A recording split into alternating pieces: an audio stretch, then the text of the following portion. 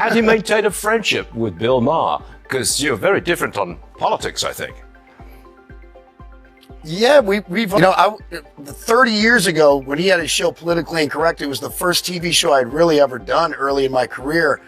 And it's not like we stayed best friends through that, but he's had me on his podcast and on his TV show, and I'm like, man, this is good to go. It's easy for me to go on Fox News. Everyone's so friendly and so nice, and we kind of align with our thoughts. But I kind of like going into the lion's den a little bit and talking to people who differ than me and seeing, where we can connect on things and just try to be a little more civil. I've been one of the most polarizing figures out there. This is a headline that most likely caught you off guard. Kid Rock and Bill Maher are actually friends. Yes, Kid Rock is the flag-waving rocker who is known for his strong support of Donald Trump, and Bill Maher is an outspoken liberal comedian. On paper, these two are political opposites, but they have a friendship that has lasted for years. How does that even happen? Well, it turns out that Kid Rock isn't the kind to avoid people who think differently than he does. In fact, he actively seeks out those conversations because he claims it makes them more honest and meaningful. This unexpected pair demonstrates that people can disagree and still get along, which is a small but powerful reminder that civil dialogue hasn't entirely disappeared. What does this tell us about where America stands in terms of political conversation? Perhaps there is still hope for respectful debate even between people who don't agree? That's a refreshing perspective in a time when many people live in their own social and political bubbles. And now look who's here on this program, the man, Kid Rock himself. So, we're going to get into ticket prices in a second, but first, I want to hear about your dinner with the president. What did you, Bill Maher, and Dana White and the president talk about? It went so well. We talked about a lot of things that we had, which Bill Maher is a big, supporter of Trump's stance on the border, of ending wokeism. The president even asked him about policy, like what he thought with Iran getting a nuclear weapon and how Israel should react. Bill's a big supporter of Israel. We broke bread and talked about things we had in common, and it could not have been more cordial, more nice. I think everyone was so pleasantly surprised. I mean, it was so nice to have my friend Dana White there, and Dana goes, he told me, he goes, Bob, you did the right thing here. This was a good thing. Because everyone was suspect about it. Even the president had called me a few days ago. He goes, what the hell you got me doing here? And I'm like, we're just trying to break bread with some of our biggest critics and say, like, hey, it's okay to talk to one another. We can maybe bring a little bit of civility back to this country for real. To be honest, your first thought would likely be, wait, is that a joke? If someone told you that Kid Rock, Donald Trump, and Bill Maher all went to dine together, and how did that not end in disaster? Might be your second question. However, Kid Rock claims that the night went unexpectedly well. Civil, even pleasant. Which seems crazy, doesn't it?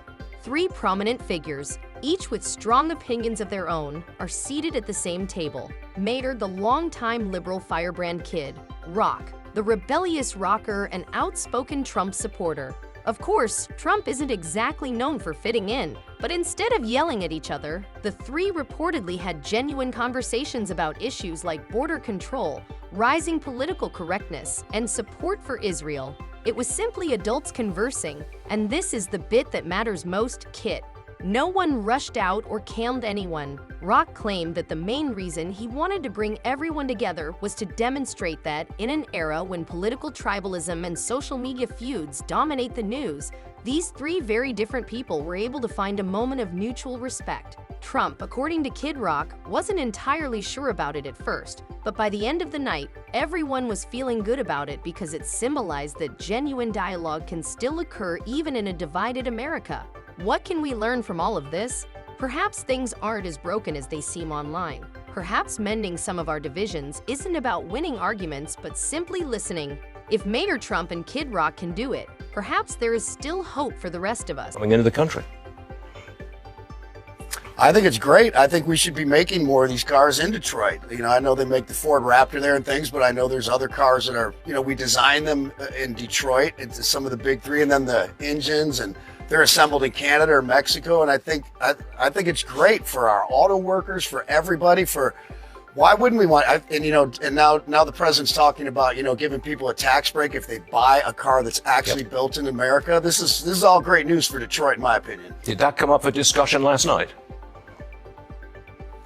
No, we talked about that in the Oval Office a little bit, but no, dinner was That dinner was awesome. It was weirdly so awesome that just to see, I mean, the president and Bill could not have been more engaged and just had such a nice conversation. And then one point I will make is Bill, has obviously been a big supporter of so many, of the left, supporting, Clinton and Kamala and Barack and everyone. And he had never been to the White House. And the president took us up to the private residence and we were showing Bill the Gettysburg Address in the Lincoln bedroom. And I was like, "You've never been here?" And Bill was like, "No." And I was like, "Can you believe you're here with President Trump showing you around?" And he was like, everybody just knew it was a special, hopefully it's a special moment. It sets an example. I never anticipated on trying to set a positive example in this country. Yes, you read correctly.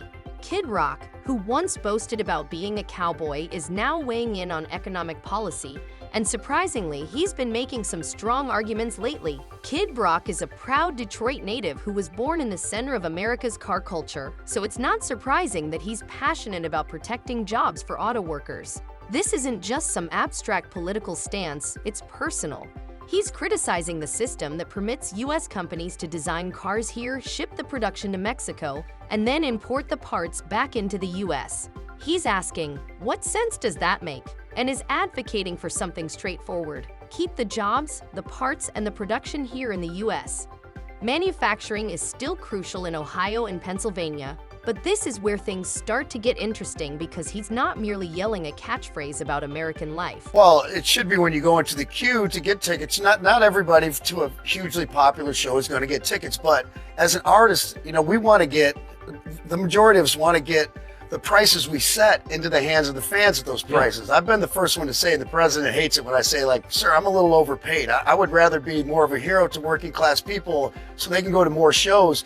And this is the first step to really, try to get the bots and the bad actors, the scalpers out of the way.